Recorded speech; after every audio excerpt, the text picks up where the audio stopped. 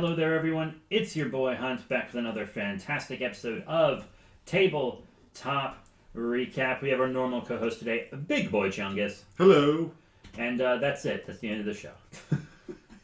Just a few seconds. Nah, that was a bad joke. There's no got it. So we're continuing on with Waterdeep Dragon Heist. Yeah, we did our kind of session 0 where we kind of caught up since we haven't just talked about general stuff in a while. We talked about not finishing Avernus at the beginning and also some stuff we bought for gaming at the end, but most of it was the session 0. We went over characters, and we'll do a very, very brief reminder of characters here before we start. But session 1 was 6.5 hours, and that's including a 30-minute break.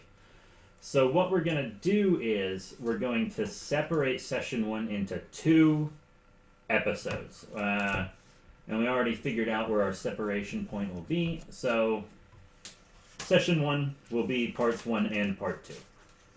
Easy peasy. Lemon D's nutsy.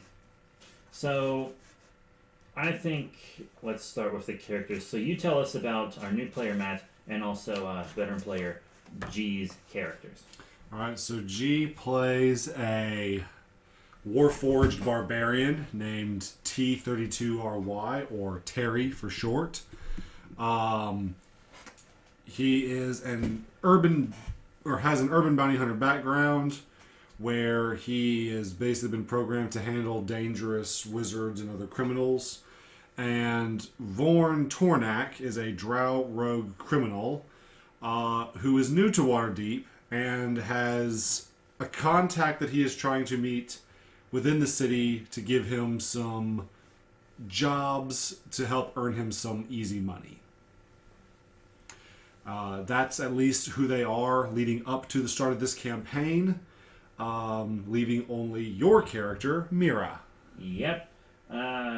So Mera, daughter of Stepher, is a half-human lizard folk fighter who was born and raised in Waterdeep and is a mail courier with a buggy leading mule named Horseburger. Yeah, she's a very fun character to play. I'm like really enjoying playing her a lot. I can't wait till next week when we play again. But for now, that's what we got. So, what is Waterdeep Dragon Heist? Just real short. So, Waterdeep Dragon Heist is an urban setting that takes place in the city of Waterdeep within the Sword Coast of the Forgotten Realms. Players are thrust into this world by being given a quest to search for a missing person. While doing so, they will explore the city and will be thrust into the middle of a heist involving a criminal event that has taken place before their arrival, which will either lead them to wealth or to ruin. Fancy. All right, so you start off in a tavern. Of course. But not just any tavern. The legendary Gaping Portal. Yawning Portal Tavern. Oh. Don't ever interrupt me again. Especially with the word gaping. I'm just kidding. But so yes, everyone starts off in the Yawning Portal Tavern. But not as a party. Everyone's just kind of doing their own thing with their friendly acquaintances that we established during the session 0, when suddenly a very loud human screams out at one of the acquaintances, Yargra Stonefist, and proceeds to start a brawl. He's got like eye tattoos on his head, which is an important detail. And it's not just him. There are this gentleman with the bald head eye tattoo and 4 other thugs who proceed to jump the half-orc fighter, in which I allow each player to roll an initiative and ask what they would like to do while the tavern becomes enveloped in this bar brawl. Yeah, I think your character wanted to stir the pot. Yeah, so Mera jumps on a table and is like, "Yeah, you go, girl. Screw him up." Vorn because his friendly acquaintance is Yargra. In fact, she was on the way to get them both drinks when the fight started. And so, not being a open fighter, he was trying to weasel his way in and get a couple of quick knife strikes to try and help out his newfound friend. And Terry, G's character, much like a brutish sentry bot, merely approaches the crowd, tells the people to disperse, or violent altercations will occur. He's like, everybody stand down. And they're like, screw you, robot. And he goes, I am once again asking you to stand down. Which is, of course, the first corner of our preview meme. I am once again asking you to stand down. Yeah, remember, definitely follow us on Twitter or on Patreon, because we always have a 4-panel meme that's spoilers for the session without context, and that fills in the first one. That fills in the Bernie meme. So, woo. Yes, and so Vorn and Terry proceed to break up the fight. Vorn does manage to get an attack on one of the thugs, but he also accidentally stabs Terry in the back with a dagger. Yeah, like right in the back of the knee, I think it was. It did not phase Terry, although he did take some damage, and Vorn did get his knife stuck in a wooden section of his back. So during that altercation, he was, at least in one hand, disarmed. Now, Terry proceeds to grab the guy with the eye tattoo on his head who started the fight by the scruff of his shirt and says, "Will you disband?" The man promptly says, "No, forget you," and to which Terry then takes his giant metal fist, and I'm fairly certain he indents into the guy's forehead. Oh yeah, that's right. I remember you saying that. Yeah, so you didn't kill him, but this guy's skull is definitely fractured. And you say, "Will you stand down now?" And he's like, "Okay, yeah, I'll stand down. Can I go now?" I remember because Mera was like, "Oh, he done did it to him." So the fight settles down, and the thugs proceed to leave. But as they are hobbling their way out the door, a roar comes up from the Yawning portal's pit that sits in the dead center of the tavern. The Yawning portal's portal. Yes. It's not a magical portal, it's just a really deep hole in the ground that's like 40 feet wide in diameter. It's a literal portal. We'll get more into that later. You guys haven't explored enough of it yet to know if it's a legit portal or not. But no, I mean, that like, is... I mean, like, not the definition, like a particular... Oh, I guess you could say, yeah, it is definitely the portal to Undermountain, which is for another campaign. But, yeah, so you hear a roar, and this massive hulking creature comes out. Well, I say hulking. It's very tall, but also very scrawny. A troll, in fact, covered with bat-like creatures with needle-like noses, 3 of which... Sturges, I assume? They are Sturges. Good thing they handled those better than you in Rick and Morty, right? Well, it also didn't help that I rolled 2 critical fails in a row on those. You did. I remember that because one, like, dived at me while I was standing on the table and got its little snoot stuck in as if it were actually a needle. And so as the troll comes out of the portal... the barkeep, whose name is Durnan, a very famous and well-known character in the city of Waterdeep, yells, "Troll!" and grabs his broadsword from the back of the bar, leaps over the table, and proceeds to fight it. Just go level 20 on it. Well, he, as he's doing so, he chucks an oil lamp at the troll and tells the players to take care of the little ones, as he says, implying to take care of the Sturges. Yeah. And he does a lot of damage to the troll, but you guys actually managed to finish it off. I believe you put a couple... I'll let you explain what you did. Do I even remember? I know I stomped on that Sturge with my big fetish lizard feet. You also hit something with your crossbow, I remember. I don't remember if it was a Sturge or the troll, but you probably did the most damage out of anyone in that fight. I think you might be thinking of the later one in the dungeon. Okay. Well... Because I'm not even sure I touched the troll. Okay. I don't think I think I just focused on Sturges, and then the other 2 went for the troll. I don't think I even tried to fight the troll. Okay. So then I believe you are correct on that. Yeah, you're thinking of the other large thing down the road. According to my notes, the troll attacks, and Durnan deals most of the damage to the troll after throwing oil on it. However, the lamp was not lit, so the fire that would be presumably following an oil lamp being tossed did not occur, but the troll was doused. The rest It's more a setup for player characters, I suppose. Yeah. The party then dispatched of the Sturges fairly quickly. They only have minimal HP with a 10 armor class, so it's not too difficult. And then Terry and Vorn had it set up to where the oil-covered troll was then set ablaze with a candle before toppling over dead back into the portal. Durnan dusts his clothing off, picks up his sword, looks at the party members, and proceeds to, in a very mild manner, says, "You fought well." After which, the party then dust themselves off and are approached by a very well-dressed gentleman with a big puffy hat named Volothamp Gadarm, or Volo for short. Volo invites the party members to a booth with a job proposition, explaining to them that a friend of his by the name of Floon Blagmar was out drinking with him a few nights ago. However, after they departed from the tavern in the Sea Ward of Waterdeep, Volo had not heard hide nor hair of his friend since then, and he is beginning to get worried. So seeing how the adventurers handled themselves against the troll and Sturges, he believes that they may be capable of finding his friend.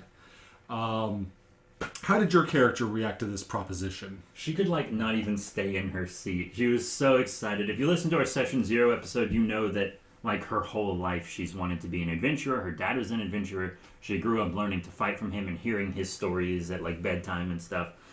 So she was like, "Whoa, adventure!" I do remember there was a good roleplay moment where Volo is an author. He's not an adventurer per se. He doesn't have a lot of physical combat prowess, but he is definitely an explorer. He has written about half a dozen books, one of which is in the form of a physical copy for players and DMs alike called Volo's Guide to Monsters, and I did use that as a prop, which Mera proceeded to take immediately out of his hands and start skimming through it. I'd forgotten about that because it's been a week. It's been over a week. She was like, "Whoa!" and she just snatched it. She didn't steal it. He got it back. She's just excitable. Volo didn't mind. He thought it, if she looks through it and is that excited about it, maybe she'll buy a copy. But, she probably would. Now, the next reaction was from Vorn, and Vorn was very interested in the money. And the first thing he asked was, "Well, how much does this job pay?" And Volo very confidently and with pride stated that he was willing to give the players 10 gold pieces right now. And he put 3 little pouches on the table, one for each party member. And that when they had completed the job, they would receive 100 gold pieces each for a total of 110. This was very pleasing to the ears of our yet-to-be-announced thief. Yeah. Terry was not so much concerned about the money, but he obviously wanted to take care of any crime that was going on, and a missing persons that sounded like something right up his alley. I remember our little thief friend was like, "If you don't pay me the rest, you're done." Oh, yes. I forgot to mention that with Vorn. He did tell... First thing he did was... He rolled an insight. He wanted to know about an insight check because he wanted to make sure that Volo actually had the money to pay them once they got back. And he couldn't tell exactly how much Volo had. He was going to pay them. Payment was not an issue. The issue was the specific amount of payment did not sound equal to the tone that he was implying. So they would receive payment. It just may not be 100 gold pieces. But regardless, he said that if I don't get my payment, you're done. Probably needs to be a little bit more careful of threats to other people, because with commoners and people who owe money, that's not a big issue, but there are people in Waterdeep you do not want to threaten publicly. And Mera's normally the types that would, break in and make everyone feel cheerier, but she's just so excited. She doesn't even hear these other two guys. And so... Sorry about the dogs also. Those poor dogs. Terry actually did ask a question. He asked, what does Floon look like? What are some discerning characteristics that we could recognize him by, and who exactly are we looking for? And Volo proceeded to give a very simple but detailed account of what he looks like. He is a medium build. He is a noble, likes to wear fine dresses, very handsome for a male, which Mera... Yeah, I remember like every time a guy that Mera hadn't met would come up in conversation, she'd be like, "Is he cute?" Always wants to know if they're Volo cute. actually does describe him as having more beauty than brains, so that really caught Mira's attention when he emphasized that. She likes the boys. But probably his most notable feature is his strawberry blonde hair that is about shoulder length deep, that he keeps free flowing, as Volo said. So with that, Terry felt confident that, okay, we have a way of identifying the guy. We've been confirmed payment. Let's go and save a civilian. And he said he last saw him in, what did you call it? Docks District? Something like that? So in Waterdeep Dragon Heist, there are several... I have notes right next to me, too. I don't know why I'm It not was looking at them. I believe it was the Sea Ward, because a little bit confusing. There is a Sea Ward and a Dock Ward in Waterdeep. But the main difference between the two is that the Sea Ward is where the more hardworking sailors work in Waterdeep. This is this area that's more like the slums. They've got more impoverished people living there, more tenements. Whereas the Dock Ward is more like the sea commerce area.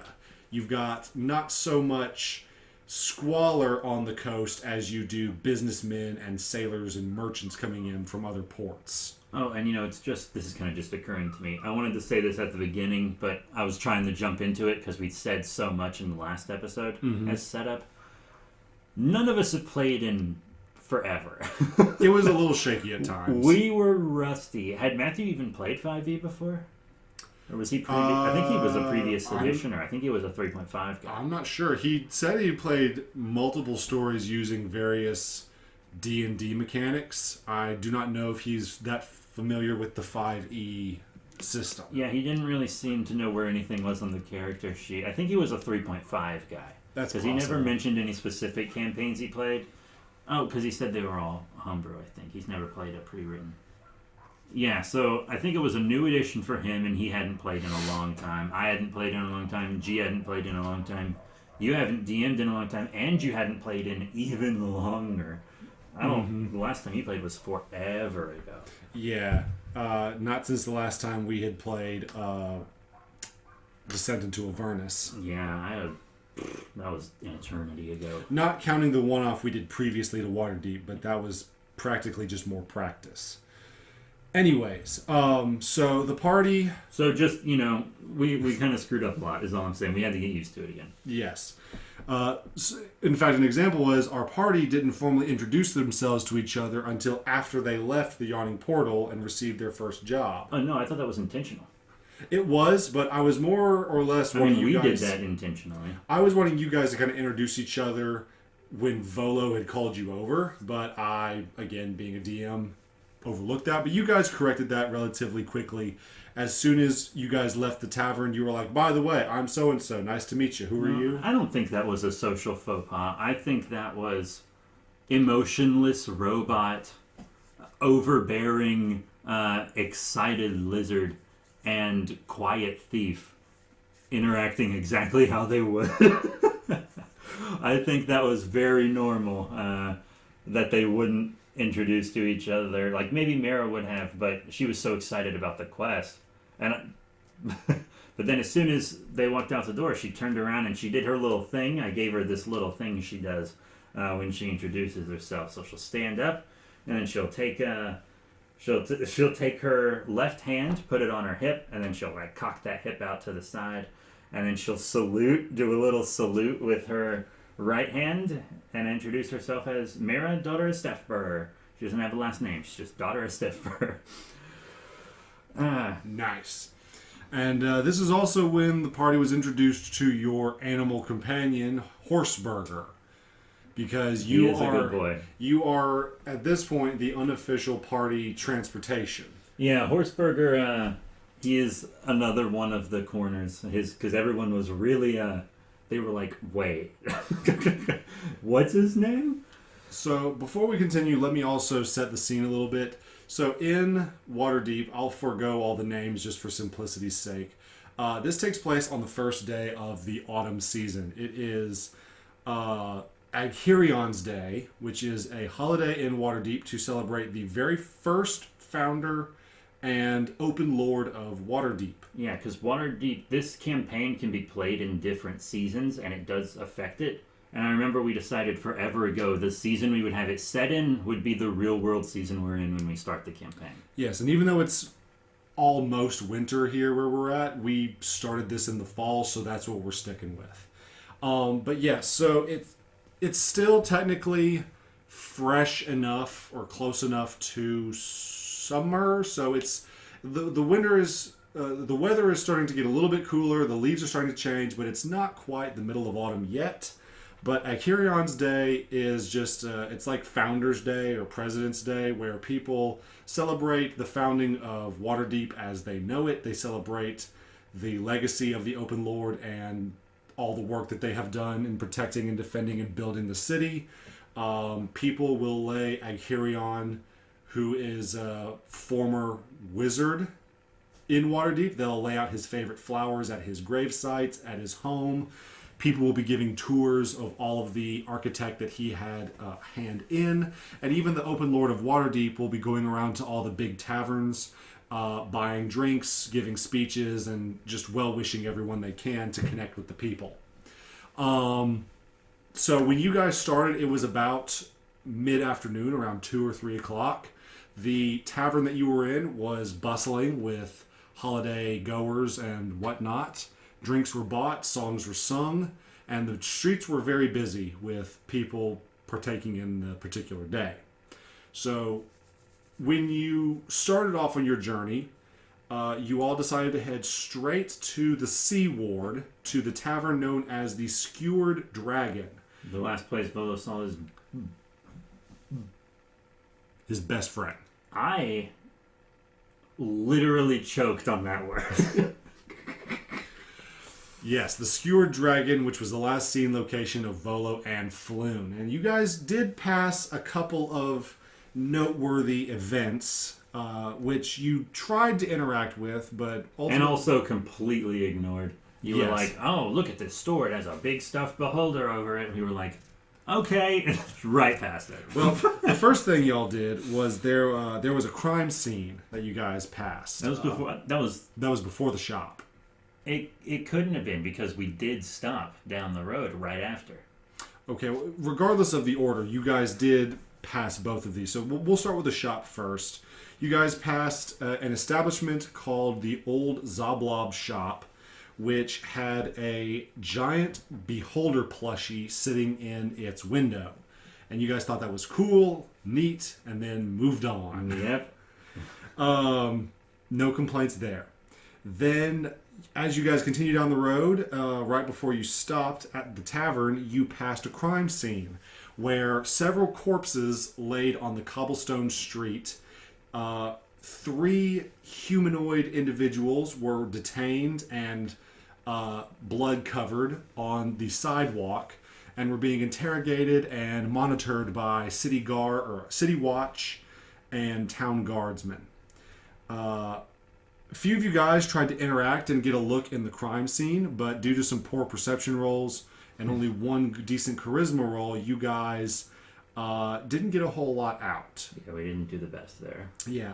Vorn, I believe he asked for information about Floon, and the town guards were not very helpful. They told him to move along. This is not a place for civilians. For sure. But he did manage to convince them to take a few notes and say, hey, can you put out a missing persons report for this guy? And they begrudgingly said, yes, we'll put in a report once we no longer have our hands full with these murderers. Of Jorts. Terry did try a perception check to see if he could identify any of the people being detained or any of the bodies, but a poor perception roll only confirmed that they were criminals. Nothing more, nothing less.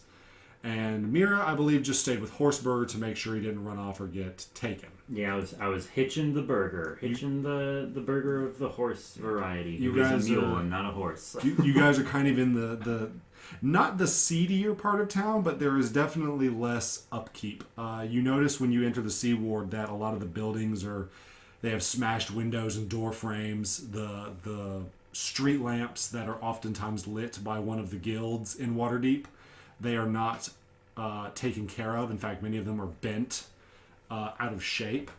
And it is simply because there is more crime in this particular part of the city than the other districts. Yeah. Not a seedy underbelly, mind you. There are lots of good people who work here. There just happens to be a bit more shade than others, if that makes sense. Now, once you guys hitched it, you guys did make your way to the Skewered Dragon. At which I point... had fun in there. I enjoyed the Skewered Dragon. Yeah, it wasn't a very big establishment. Nowhere near as grand or clean, for that matter, compared to the Yawning Portal. But it did have about 3 regular patrons and a barkeep.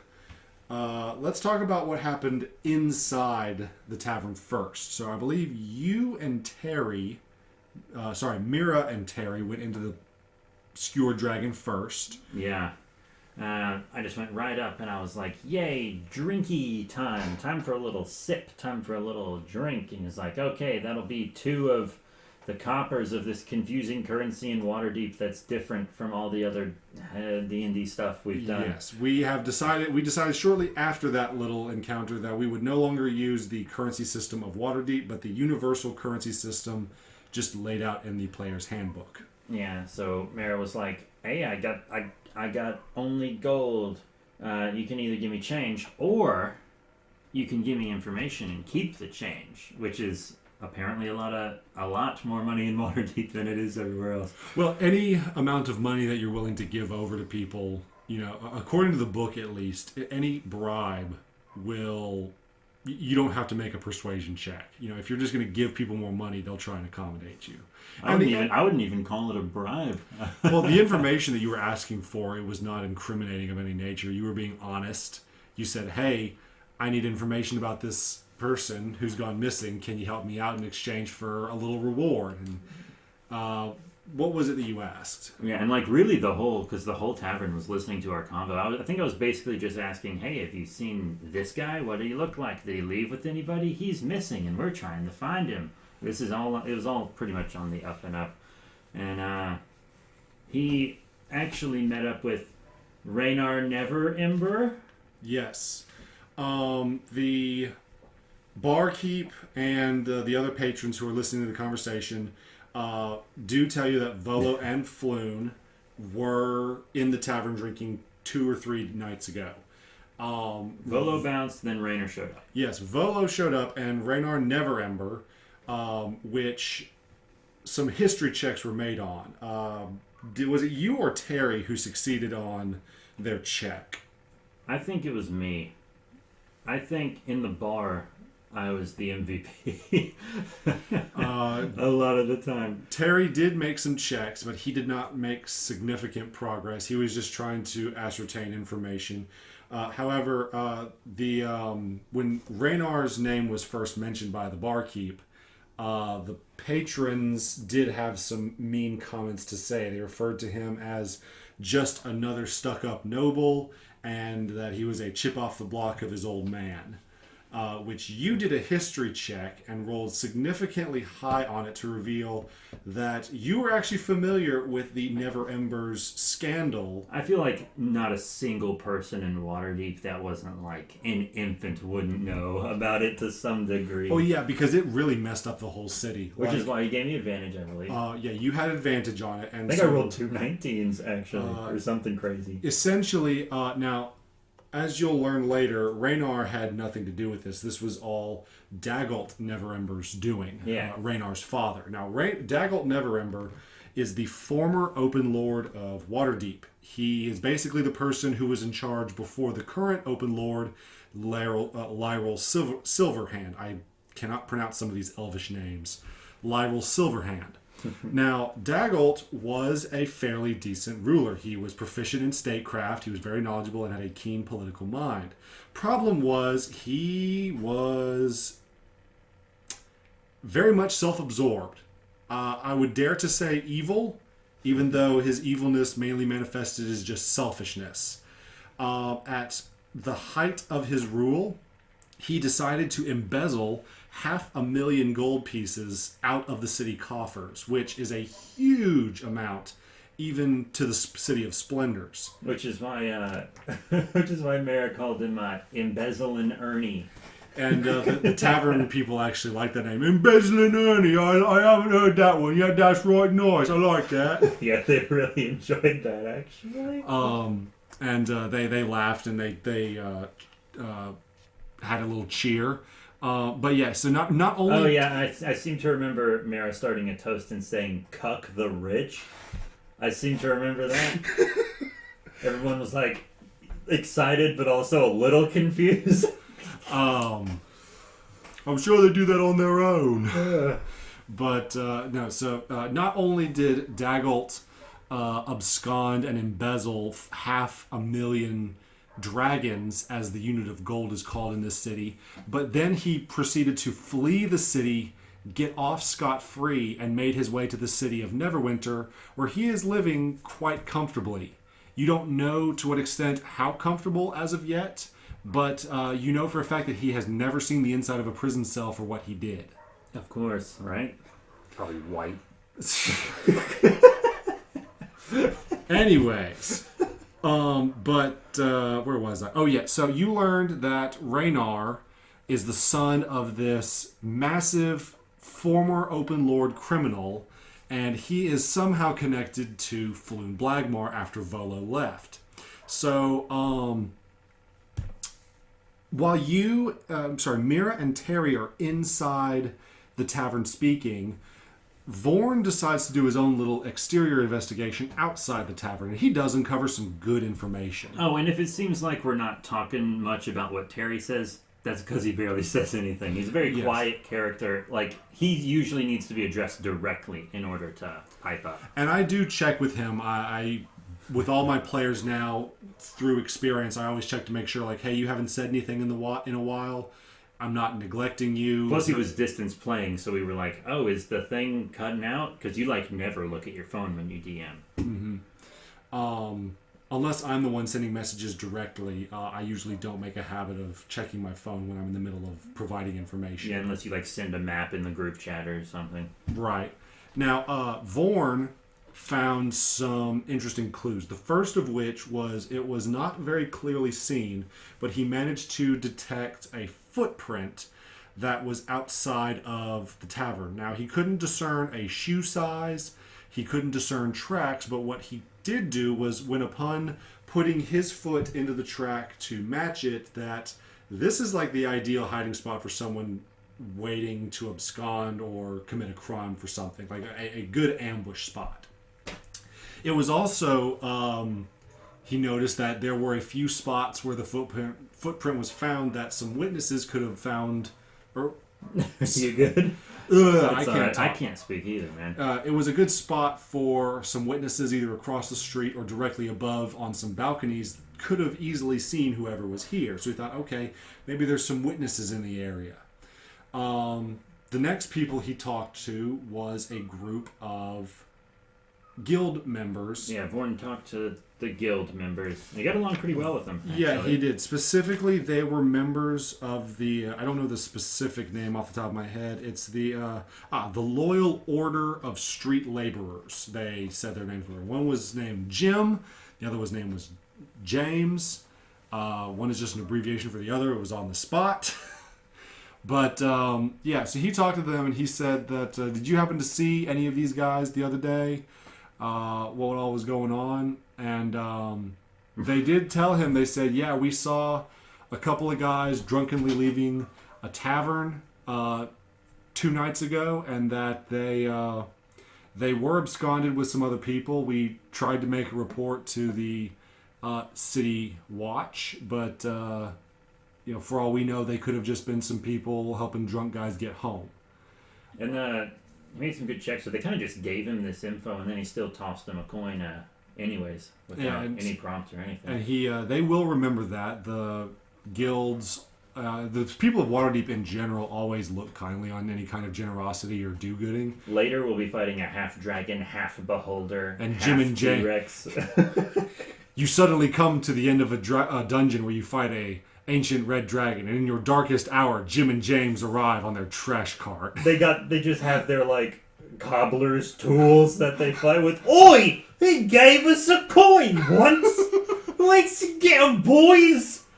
We fighting a dragon now, isn't it? There's also a half beholder and half T-Rex. Oh, they all look the same to me. You ever notice we all got the same voice? I'm not that talented. It's alright, nobody cares. So you guys exited the tavern as well, and about that time, Vorn finishes conversation with the guild members, and before you went off... That's kind of going on at the same time that Mera and Terry are in the alley. Yeah, I've kind of been watching some videos. It's not splitting the party, but if multiple people want to investigate different parts of an area, I allow them to do that, and I just kind of jump back and forth. And we were within viewing distance of each other. Yeah, but if there's a wall separating the group, like people are doing different things in the same area, I'll say, okay, we'll start with one person, and then after about 5 or 10 minutes or so, we'll move on to the next person and say, while so-and-so is doing their actions, this person is doing something else. And so everyone kind of meets up, and you guys, Mera and Terry wanted to investigate the alleyway as well. Found that little slip of paper in the footprint. They found a piece of evidence that Vorn had missed, which was a part of a document with only one word and one symbol on it. And the word was target, and the symbol was that of a snake with bat-like wings, which is, I believe, Terry discerned this, and that it is the symbol of the Zentarum faction. No, I think this was also me. Okay, well, it may have been you. I remember explaining it to him. I didn't write down in the notes who made the higher roll on an investigation. I just know that someone succeeded. I know it seems like I'm saying my character did everything, but it's not true. She's just the outspoken one. So if something is described, it's probably her that describes it. No, I remember what it was that Terry identified a rather suspicious-looking cellar catty-cornered to the back alley of the tavern. Yeah, and the both of us tried to get into it. Did he try?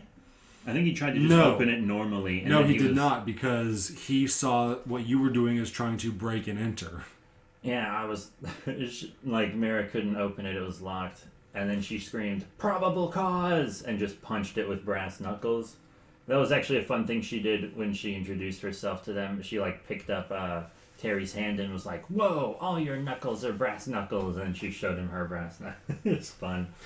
Good time. But yeah, so you guys learn from the little scrap of paper that the Zentarum faction may be involved with this, which is a local... Actually, they're not local per se, but they are located within the city of Waterdeep, and they do cause problems. And then Terry did notice the suspicious looking cellar, but he wanted to find some city watch members to go and investigate. You tried punching open the door with brass knuckles, and Terry's like, "What are you doing? This is breaking and entering." That's why she yelled probable cause. She's like, "It's not an adventure if the police do it." And then Vorn came over, and he decided to try and pick the lock, and I said, "Okay." So this was my favorite part of the whole day. Yes, and so Vorn tried to convince Terry that this place was his, and that he had the key to it. And I said, "So tell me exactly how you're going to try and open this in front of everybody and it be stealthy." And he says, "Okay, so first off, I'm going to take my set of pickpocketing tools that I have for my thief's kit, and I'm going to try and convince him that they are in fact the keys. Then I'm going to try and jimmy the lock without him knowing." I said, "Okay, so I need you to first make a deception check, and then a sleight of hand check. And he made like a rolled like a 19 plus modifiers on the persuasion check. This was before all his dice crapped out on him later. He spent all of his luck trying to convince a teammate that he was doing something lawful. Yeah, and then later on none of his dice would work, so he threw them in the floor. That's his ritual. It's like, you don't work, you live on the floor. I gave him my lucky die, which rolled pretty normally. So this was perfect. So Vorn convinces Terry that it is in fact his home and that he has the key to it. But what he does not succeed in doing is hiding it from him that these are in fact the keys.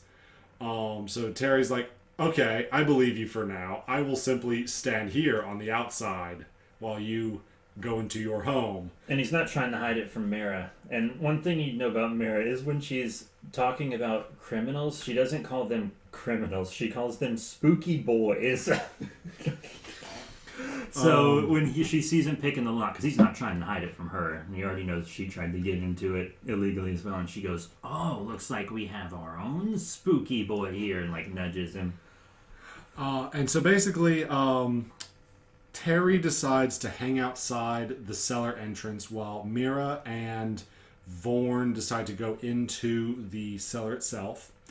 Vorn has superior dark vision for being a drow, so he can see just like he's wearing a set of night vision goggles. And I did explain to him, I said, when you have dark vision, you don't see clearly as if there was no darkness at all. It's more like in dim light, you can see shapes and movement, but you can't discern color or, features. And Mera's 100% blind. And then, so in perfect dark, you can only see shapes and movement, and then in dim light, you can see it as if it was a well-lit room. Which this one was pitch black, so he could discern shapes and items, but he couldn't discern specific designs or colors. But what he could find out was that there was a desk with some documents and items on it. There was a dresser that fell onto him? Yes, a dresser or a wardrobe. Or an armoire, whichever you prefer to call it, and a bed.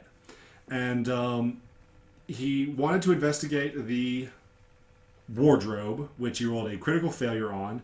He took 1 point of bludgeoning damage as the wardrobe proceeds to fall onto him and traps him into all these clothes. And Mera's like, I'll find you, spooky boy. But see, this guy, he saw that there were lanterns and stuff to light in there, but didn't do it because he thought he could sneak some loot before his party members could see it because he doesn't trust it. He didn't trust us yet. I think he does more now. I think he trusts us now. Mm-hmm. I think that was real quick. And so since he didn't light anything, Mera's just like feeling around, doing checks, like, I'll find you, spooky all of which boy. with disadvantage until someone turns a light on. Uh-huh. Which I don't know why none of you didn't do that sooner. You have candles and torches and stuff on your person. I used a torch later, I just didn't use it here. Yeah. It was such a small, confined space, Yeah. But meanwhile, while this is going on, Vorn does get the armor off him, and he does have a few seconds left to search and do whatever. But while you guys are stumbling around with the armor, a pair of city watch guards come down the alleyway where Terry is standing. Yes, this is it. This is the favorite part I mentioned. And so Terry, standing at the front of the door, sees the two guards come down. I say, okay, you've got about 30 seconds before these guards get to you. What do you do? And Terry says, nothing. I'm going to stand here because he told me that this is his home. He has the key. This is his home. He's not doing anything wrong. He says, so you're not going to say anything or do anything? He says, nope. According to me, we have every legal right to be here. I was like, that is top tier. I love it. It was, and the way he phrased it and emphasized his words, I was like, that's so funny, dude. We're doing him a very big injustice. We can't mimic exactly the way he said it and the words he used, but trust me, it was a perfect moment. It was so funny. And so right as the guards are approaching, Vorn has but 15 seconds to decide what he wants to do, and he does light a candle real quick, and he notices that on the desk there is a map with X's and various words on it. He doesn't have enough time to decipher it or understand what it means, but he grabs the map real quick, rolls it up, and then puts it in his coat before the guards come in here proper. And They almost get in trouble, the party does, because they're clearly not supposed to be here. But as it turns out, this cellar is not supposed to be there either. And after the police come in and do their own little search, they realize that, hey, this looks like a Zent hideout. And a Zent is the name of the members of the Zentarum faction. Yeah. So this is already a criminal hideout, and there are just strange people poking around.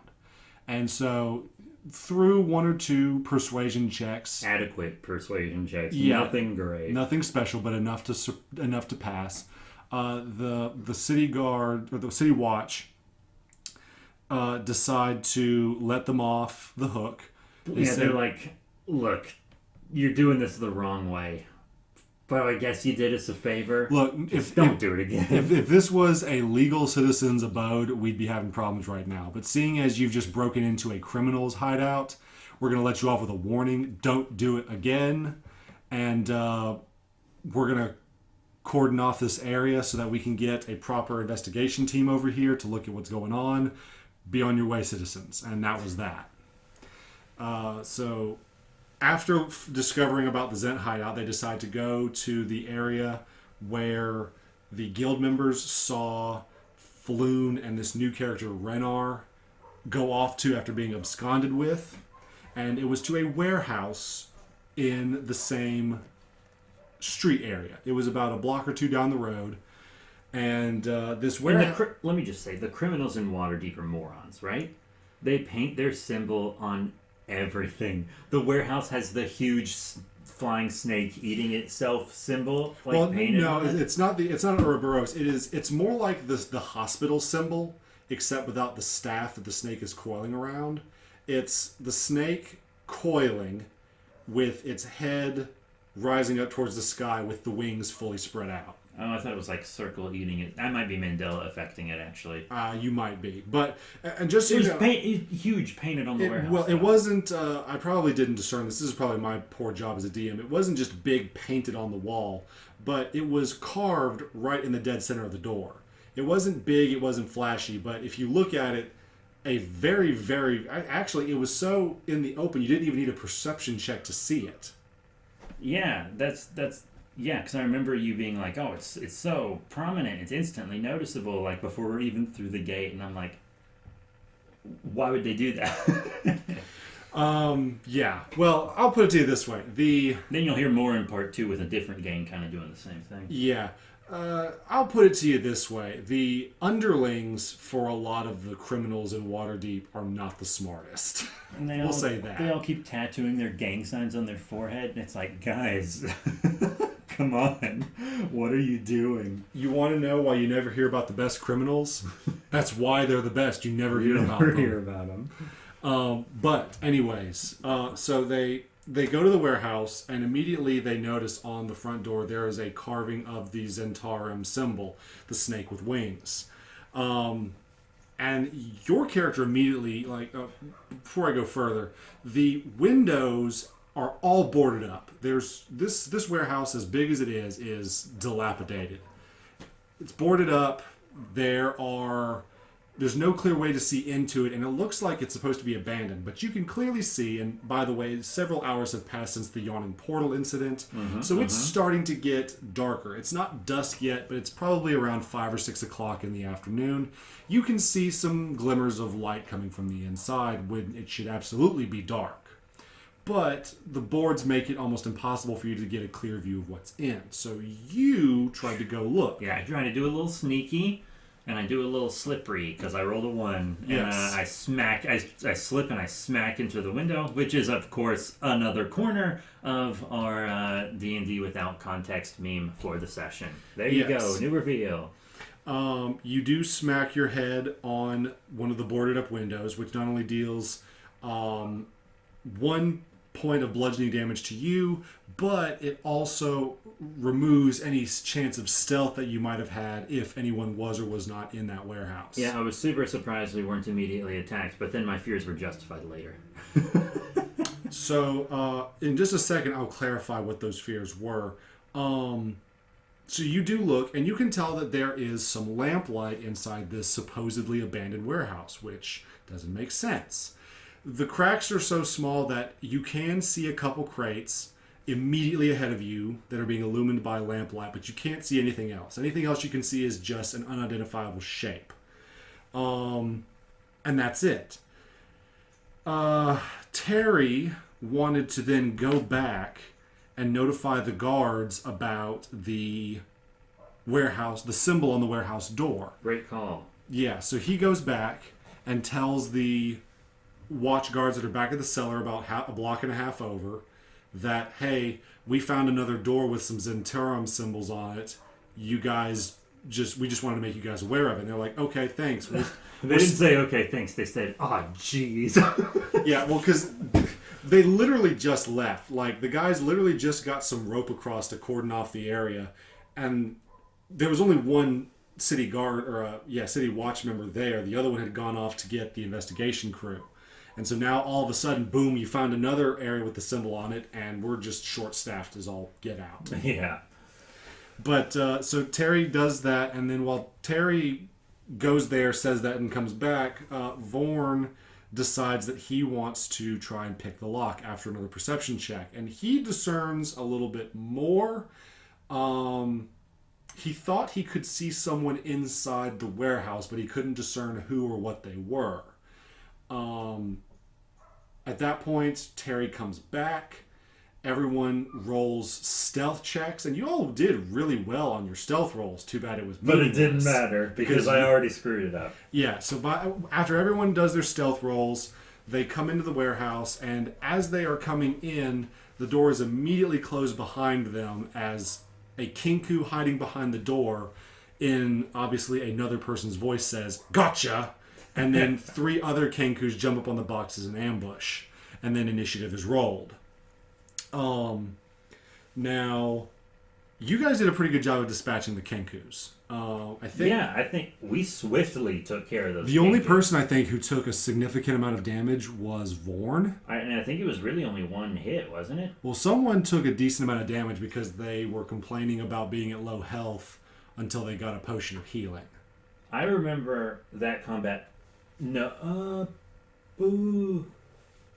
That might have been later, too, as well. That might have also been in the dungeon, actually. Yes, it was in the dungeon. Very well. So, my apologies. I am not keeping up with my own notes here. Usually we do these right afterwards, but since we had a much longer session, it was so late, and the session was long, so we knew the episode would be long, and we also wanted to do the, Shang one, which is the one we recorded after, because I wasn't there, so I didn't have my recording equipment, and blah, blah, blah. So we're a little behind schedule. Normally we would record these right after the session and be a bit more clearer to us, but that's why we take these notes and do it together.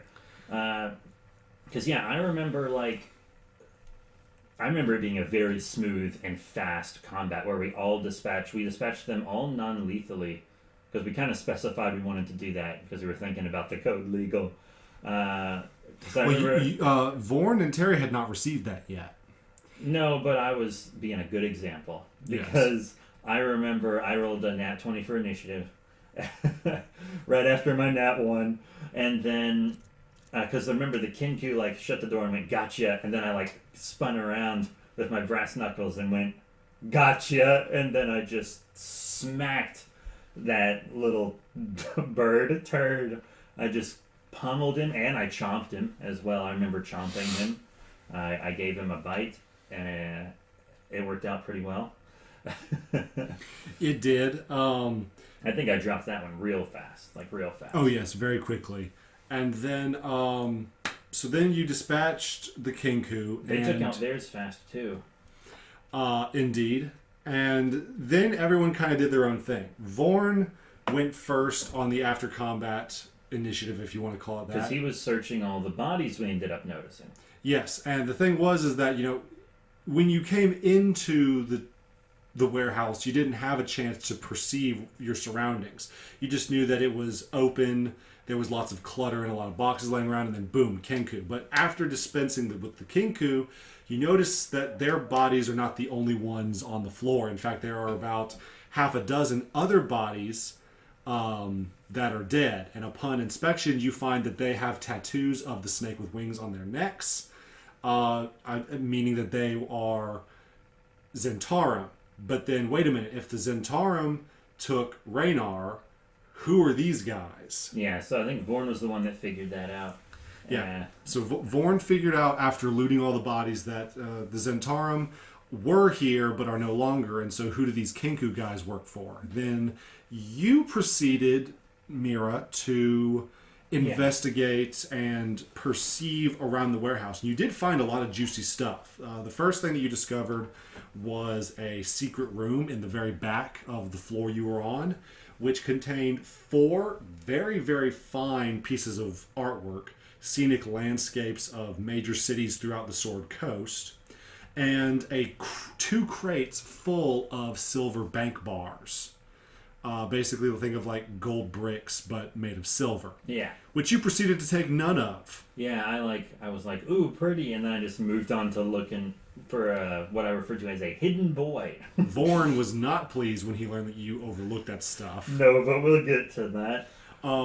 So you searched that secret room, and then you found that there was another room underneath the staircase to the second level, and we decided to look and see what Terry was going to do before we moved on to your other room. Yeah, of course, which was more than fair. And Terry decided that while Vorn was looting the bodies and while you were searching the warehouse, he wanted to interrogate the Kenku. And I thought that was going to be the most fun and frustrating part, but it was actually done really smooth, because I was like, Kenku that can only like mimic people plus literal naive emotionless robot conversation. I was like, this is gonna be dope.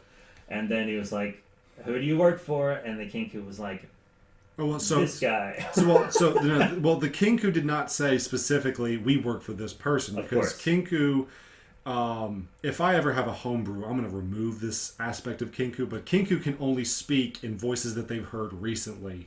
They do everything through mimicry, and while the Zentarum were being killed, one of the repeated voices is heard was a deep voice with an orcish accent that said, "Xanathar sends its regards." And so Terry was like, "Who's Xanathar?" And the voice just repeats, "Xanathar sends its regards," because it can't. There's no line of dialogue it's heard within the last 24 hours that says what Xanathar is or who he is. There were some other dialogue options that they could have answered had the right questions been asked, but as soon as Terry heard the name Xanathar, he was content. And I think he shouted like to the general warehouse that, oh, these guys killed the other guys, and then Mera heard it and went, yeah, gang war, because she's like, woo, this adventure is taking off. Well, you guys put 2 and 2 together real quick that the Kenku worked for this group called the Xanathar Guild, and they killed members of the Zentarum, and so 1 + 1 = 2, gang war. Yeah, not hard to figure out. No, but we then cut back to you, because after everyone did their stuff, you guys reconvened at the doorway under the stairs, just to kind of search and see what was going on, and you find a room that just smells bad. Not sewage levels of bad, but it's described as having a smell of vinegar and old fish. And there's a cute, rich, red-headed boyo under there. Yes, you actually said, hey, mission complete! What else did I say? Well, I thought you, mission complete, we found the rich boy. Yeah, I remember opening the door and just seeing him and pointing and shouting, mission complete, really loud. And then it wasn't who I thought it was. Yeah. So it turns out that the person under the stairs, who was a little confused at just being pointed at and yelled mission complete at. Sorry again about the puppers, everyone. Poor puppers. So it turns out that this person under the stairs was not Floon Blagmar, but was in fact Raynar Neverember, the noble mentioned earlier at the tavern, the Skewered Dragon Tavern. Didn't seem anything like his dad to me. I thought he was a pretty cool guy. In fact, actually, he took... one person even did say that, oh, you're Neverember like your father, something along those lines. And I think Vorn said something like that. Yeah, he made some comment that compared him to his father, and he got very upset. And was like, I have done nothing but try to restore the family name. And like, he's doing like philanthropy stuff. Lots of charities. Yeah, like he's doing everything and giving away like all his possessions. He's doing everything he can to help the city. Yeah, because the thing is, and this is what Raynar told you guys, was that his father did not just betray the city of Waterdeep. He also betrayed his immediate family. After he absconded with the embezzled the 500,000 dragons, his family. Absconding assumes that he took it with him, and I get the feeling he didn't because you keep correcting yourself. I'm just tired. There's political terms. Anyways. I'll get that treasure. Anyways. And then I'll turn it over to the police, which is exactly what Mera would do. Well, they don't call it Waterdeep Dragon Heist for nothing. I know, right? Anyways. Also, it's hard to avoid spoilers since this is like one of the most popular ones. It's also fairly old at this point. It's been out for a couple years now. For 5e, it's old, I'd say. Yeah, but sorry, I don't know. It doesn't matter. I was getting off topic. Me too. He basically tells you this: my father not only betrayed the city of Waterdeep, he also betrayed myself and my mother. We had no idea about the embezzlement that was going on, and when he left my mother and myself with the mess to clean up. We've already been through an investigation. We have already been cleared of all charges of any wrongdoing. And since then, we have had to not only try and rebuild ourselves back up as a noble family in Waterdeep, but we've also had to try and restore our reputations by doing whatever we can legally. Yeah, because they're rich. They could just move. And despite the fact that, the people in the dock ward, it's not just Neverember that they sneer their noses at. I mean, this is the poor part of town, so of course they're going to be disgruntled about anyone who makes more money than they do. Feel that. Nothing against, it's just the wage gap. Not to sound political. But Raynar actually does have a really good reputation around the city as a whole. People know now that he had nothing to do with what his father did, and they know for a fact that he is completely different from his father despite sharing the same last name. But then a lot of people just don't have anywhere to direct that rage, and even though they know for a fact he had nothing to do with it, they're still going to direct it towards him. And that's another reason why Raynar absolutely does not appreciate being associated with his father. Even though his father is a criminal and is marked in the city of Waterdeep, he still hasn't. Justice has not been served. Yeah. But so you find Raynar, and he clues you in about what had happened, and that he was with Floon, and he does admit that there is a striking similarity between him and Floon. They both have reddish blonde hair. They're both very handsome looking. They're both wealthy nobles. Easy to mix the two up. And they were right next to each other. Yeah, and so what had happened was that the Zentarum took the both of them, unable to decide which was which, put one in the back room closet for holding, and then proceeded to interrogate the other one, trying to figure out who was who. And before the interrogation was completed, the Xanathar Guild members raided the hideout, killed the Zentara members, and took Floon, assuming him again to be Raynar. Yeah. At which point, the party then shows up not too long afterwards, leaving Raynar to hide and cower in the back room, not knowing what's going on. And he was pretty grateful to us. Maybe a little uncomfortable with Mera, because she's not acting like he's a noble. She's acting like he's her childhood friend. She's like putting his arm around him, like, don't worry about it, bud. We'll help you find your friend, etc. And he's like, I'm a noble. Please do not put your arm around me. But he wasn't asking it straight up like that, because he was grateful, and he is a good guy. But Mera she's overbearing. Well, admittedly, nobles in Waterdeep are used to a particular amount of not courtesy. Maybe ceremony. Usually whenever someone addresses a noble directly, there's a little bit of a bow, a specific type of vernacular that you use. They typically just don't see people coming up to them and speaking their mind openly. But in 2 hours' time, Mera goes from cuck the rich to arm around the noble.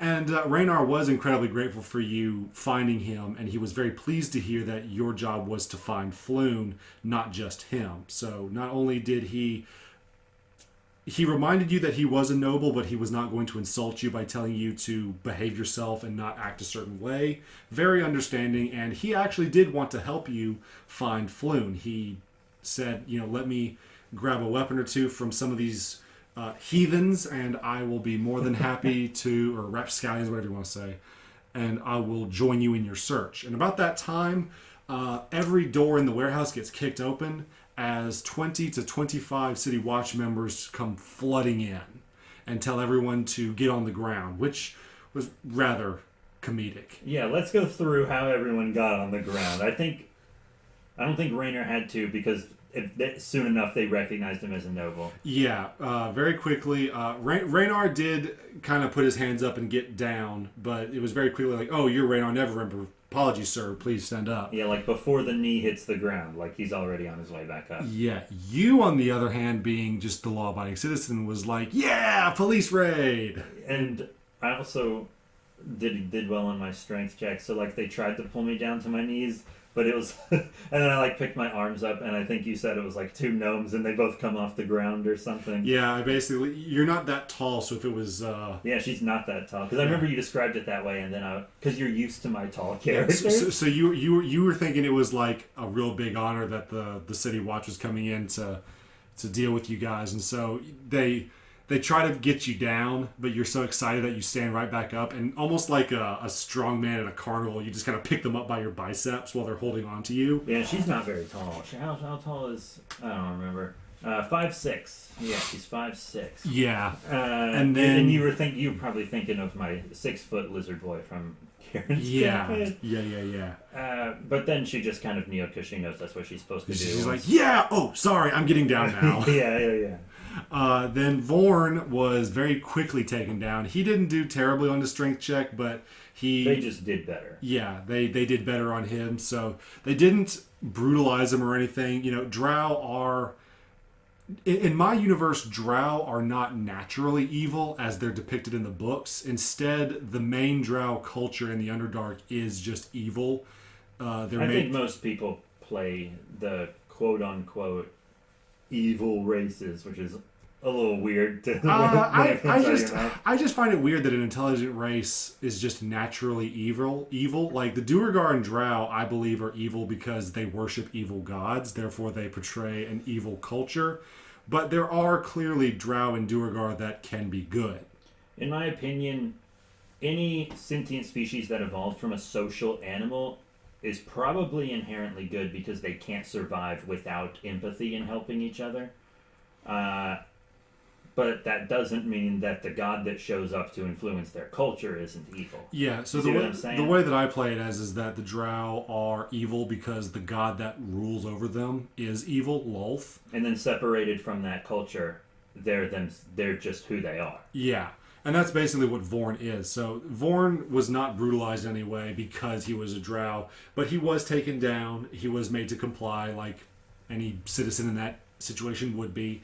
And then Terry, just being a straight up robot, just locked up and did phenomenal on his strength check. So if you've ever seen like those Looney Tune cartoons where the guys are climbing all over the figure trying to get him to move and he's just not budging an inch. Yeah, that was Terry. They say, get on the ground. He says, like, I will not. I do not understand the purpose. I am breaking no law. Why must I be subdued? Please elaborate. I really liked his robot language. He did a very good job. You could really tell that G really thought over exactly how Terry was going to speak and react. Because he was so calm the whole time. Like, every single word that came out of his mouth was well thought out. He did a great job. Also, I should make a note about Terry's quirk. Kind of like Tabaxi and other races that have unique flaws or features. His quirk is that he constantly throws out random assessments of threat levels. So anytime we do combat, he is constantly throwing out like, oh, common thug, threat level 2, medium violence level required, whatever. Imagine him memorizing the whole monster manual so he can give accurate challenge ratings. Well, I like it that he's using threat levels and not challenge ratings. Yeah, that'd be funny though. But he was consistent. Like the greater the threat, the higher the number.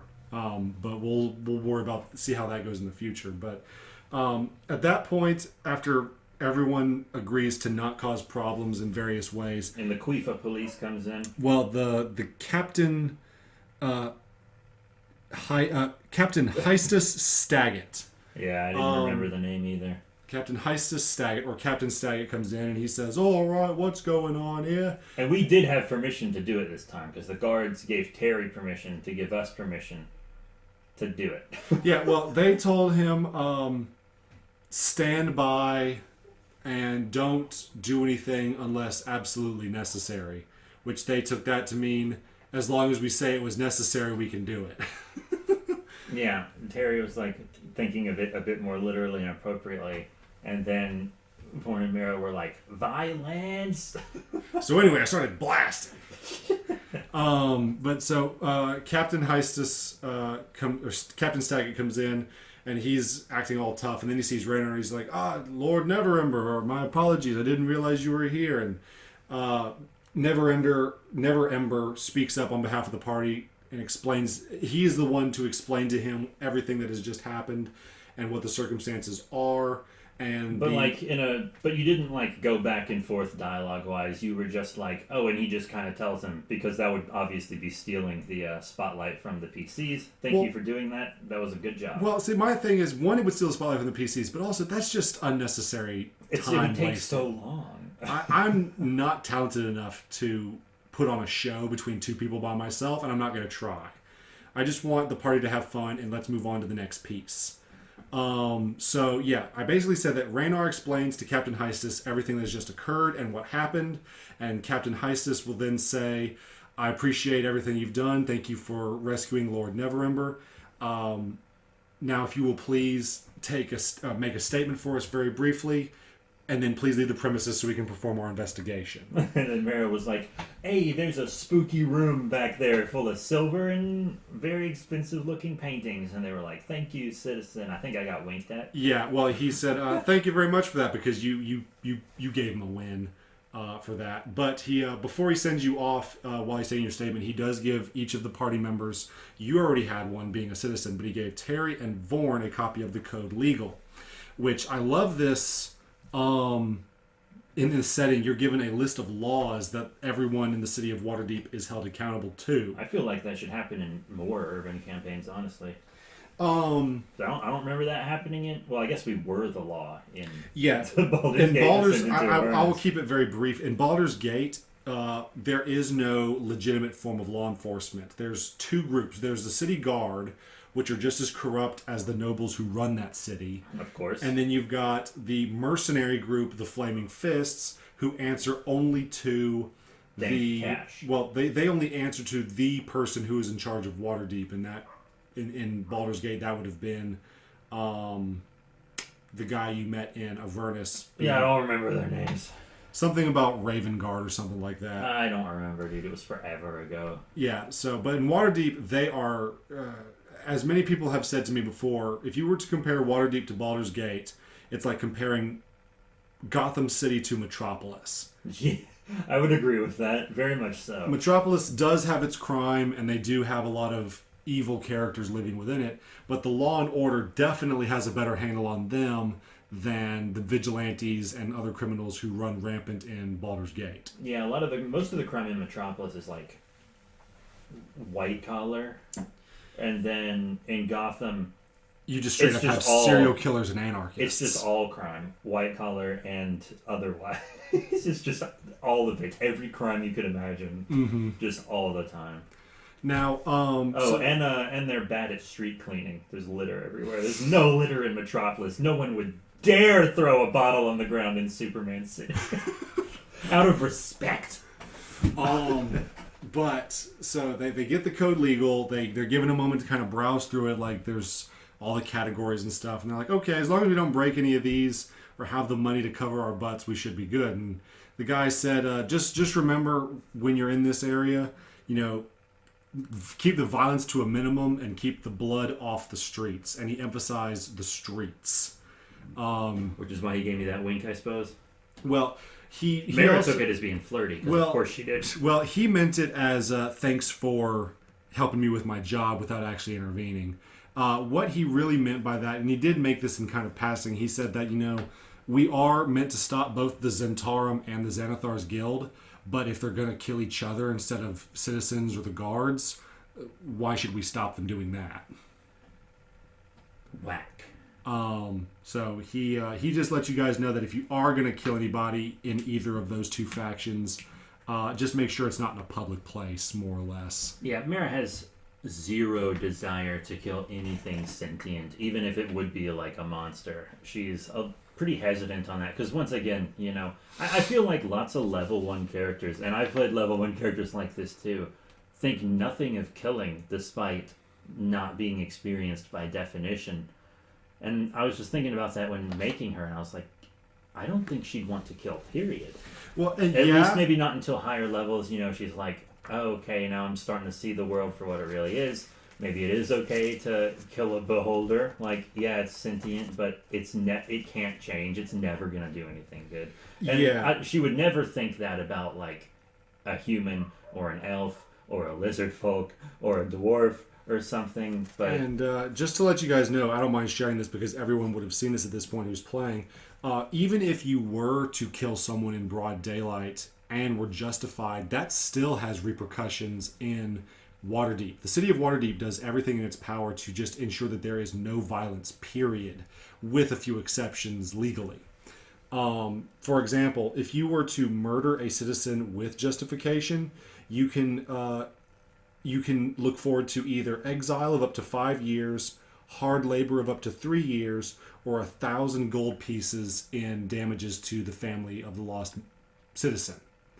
That's if you are justified in killing someone else. yeah. So simply becoming a murder hobo will not get you any benefits in Waterdeep. And if you are justified in your killings, it is a very good way to lose your character. You can actually lose your character and have to create a new one for reasons other than death.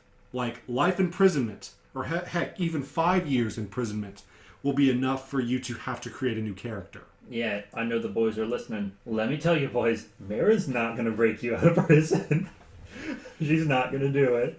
So it is heavily encouraged that in Waterdeep, even if you're not an experienced player, you should at least use common sense. If you can't run around killing people in real life, you probably shouldn't do it in Waterdeep.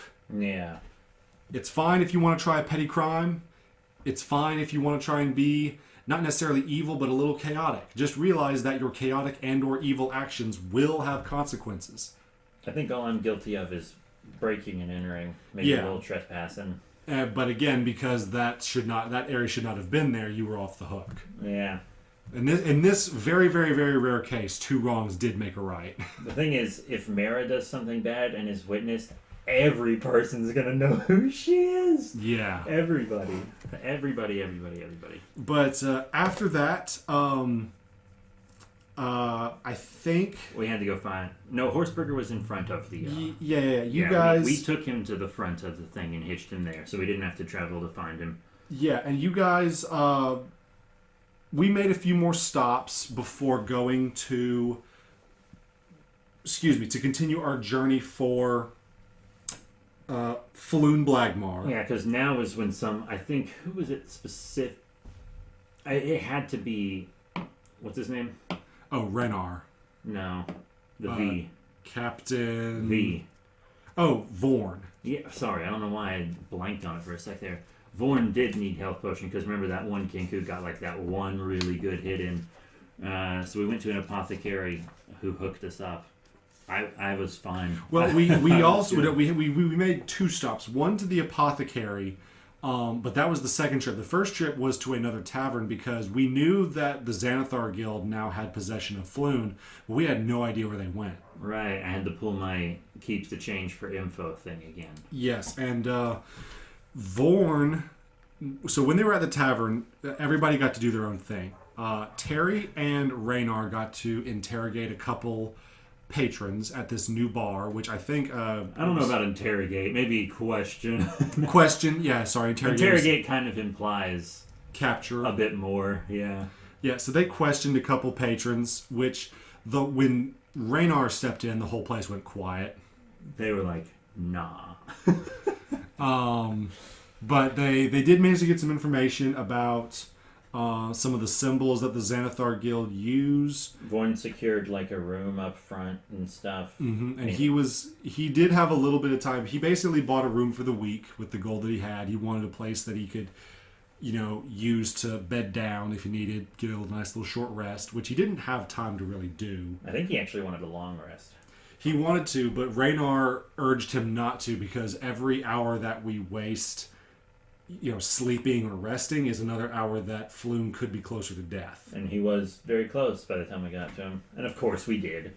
I don't really consider that a spoiler, but we'll tell you how we got that in the next one. We're almost done with this one. But so we got to the tavern and the investigation continued.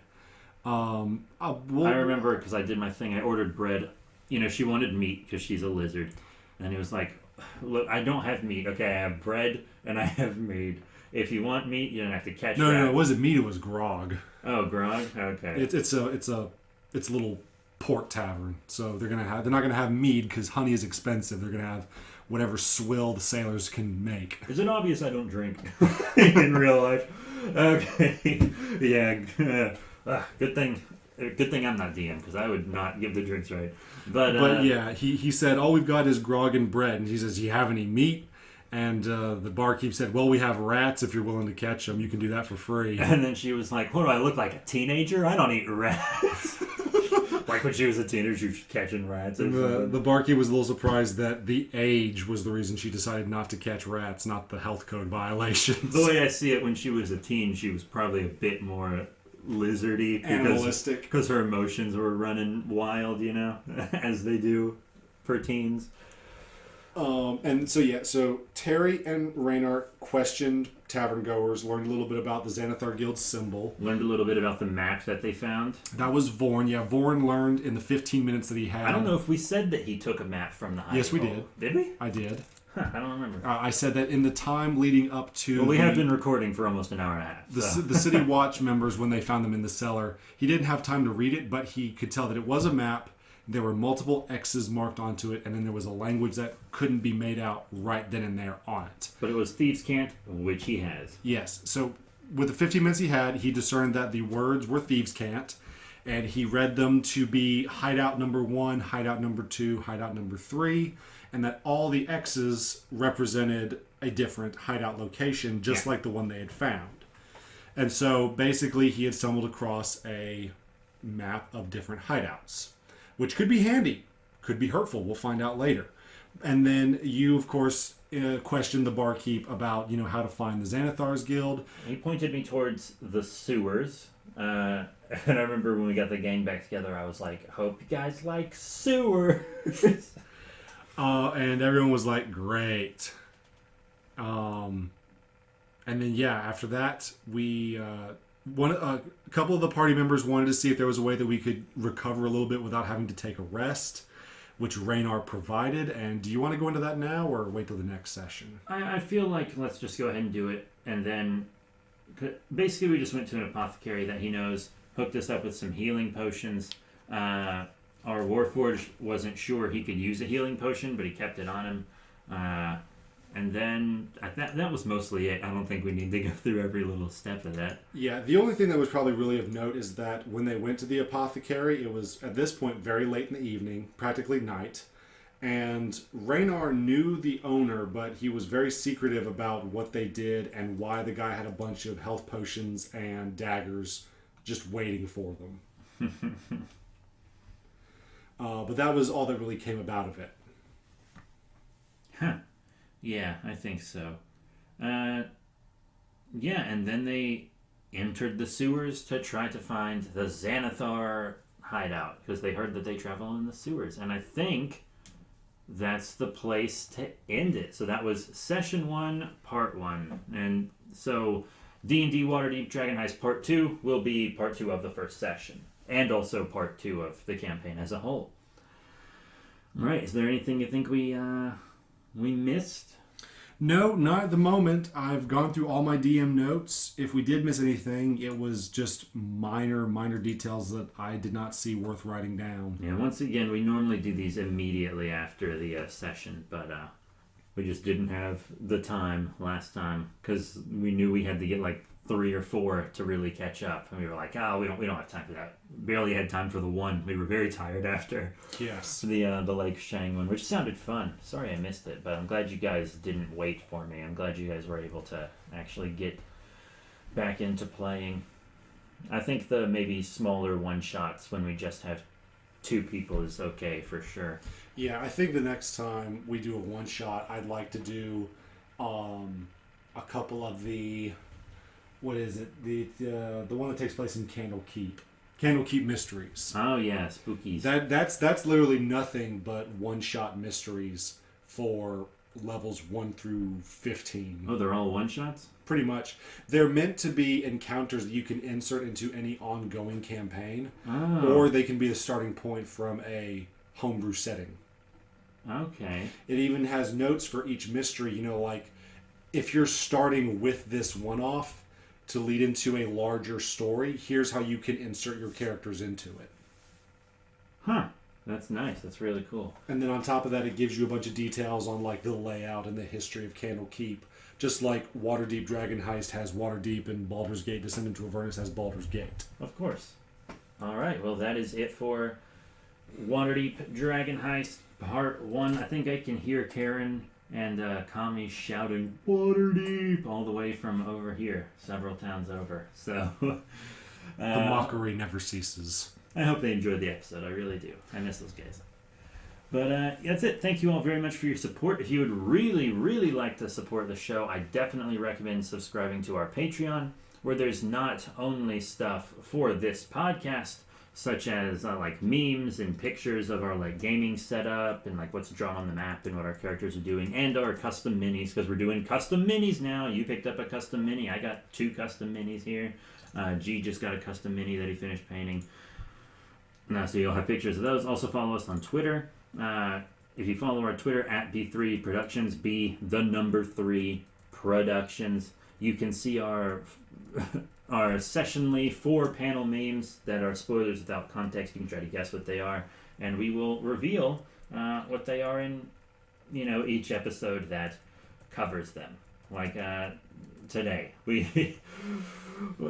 had one that we finished off because we had the Bernie meme from the Tavern and stuff, and there was also one part where we didn't really cover this because it wasn't super relevant to the campaign itself, where guards asked if any of us were from Waterdeep and knew the laws, and I said I was, and then G's robot said he was born yesterday, so like one corner was a picture of Vision from Age of Ultron saying I was born yesterday and stuff like that. So that's it. Just follow us on those places. If you can access the link tree from your specific podcast streaming location, our link tree can take you to basically all of our artistic projects. That's it. Thank you all once again. I'll see you all next time.